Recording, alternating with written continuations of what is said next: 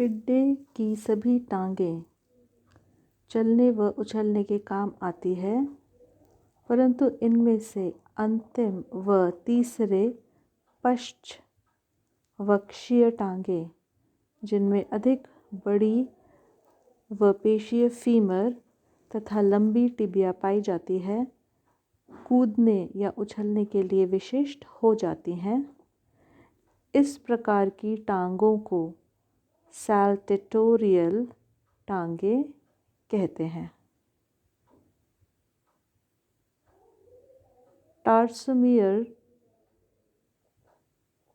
खंडों पर उपस्थित गद्दी, जिसे एरोलियम या पल्विलस भी कहते हैं, चिकनी सतह पर रुकने के लिए चिपचिपे श्रवण को स्रावित करते हैं। इसके अलावा गुल्फी नखर टिबिया कंटक रफ सतह पर रुकने के काम आती है।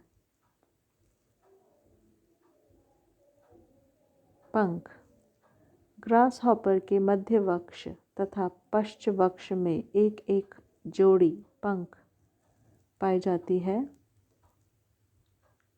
कीटों के पंख खंड के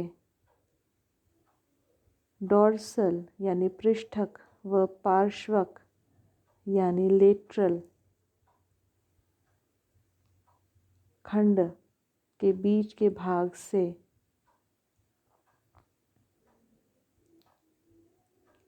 पार्श्वीय रूप से निकलते हैं। पंख निकलते समय दोहरे स्तर की कोशनुमा एपिडर्मिस के उभार के रूप में निकलते हैं।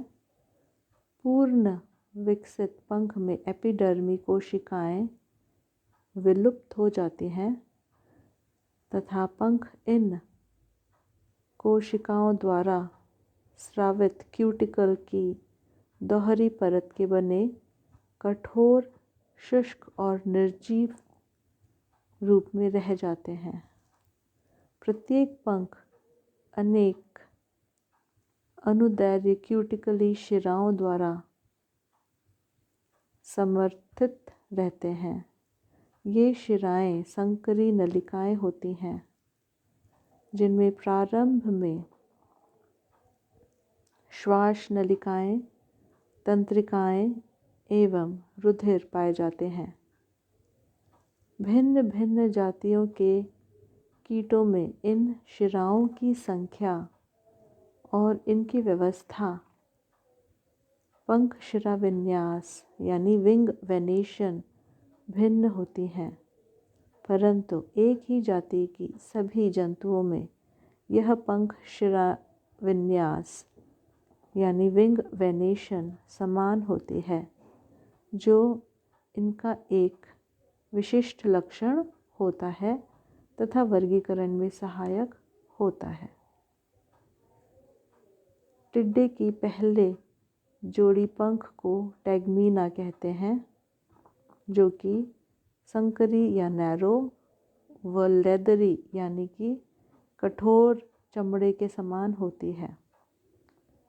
यह पंख उड़ने के काम नहीं आती, परंतु पश्च पंख यानी हाइंड विंग को ढकने के काम आती है।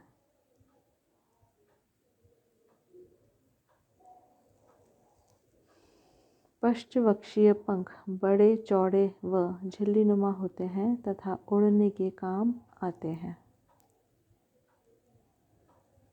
उदर ग्रासहॉपर का उदर पतला व बेलन आकार होता है व इनका उदर 11 खंडों से बना होता है। प्रत्येक खंड की पृष्ठ व अधर सतह पर पाई जाने वाली कंकाली प्लेटें क्रमशः पृष्ठक या टर्गम तथा अधरक या स्टर्नम कहलाती है।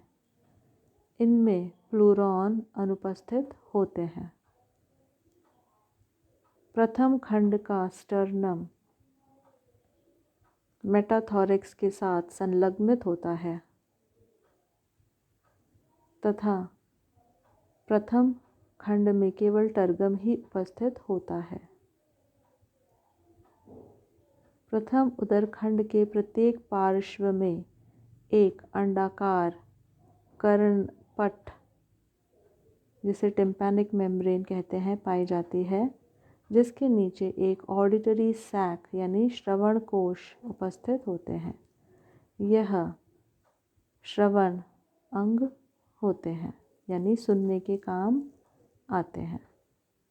उदर के दूसरे खंड से लगाकर 9वें खंड तक एक जोड़ी प्रति खंड के हिसाब से स्पाइरकल्स यानी श्वसन रंध्र पाए जाते हैं।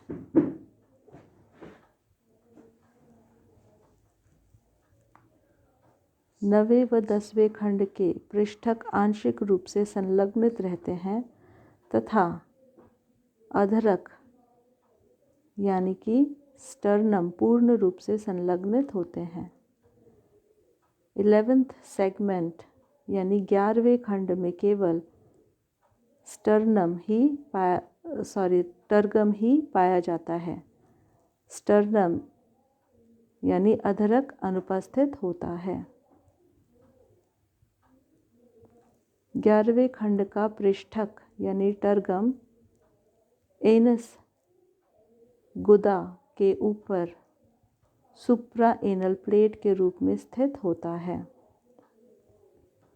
10वें खंड के पीछे दोनों पार्श्व में एक एक छोटा प्रवर्ध पाया जाता है, जिसे गुदीय लूम या एनल सिराय कहते हैं।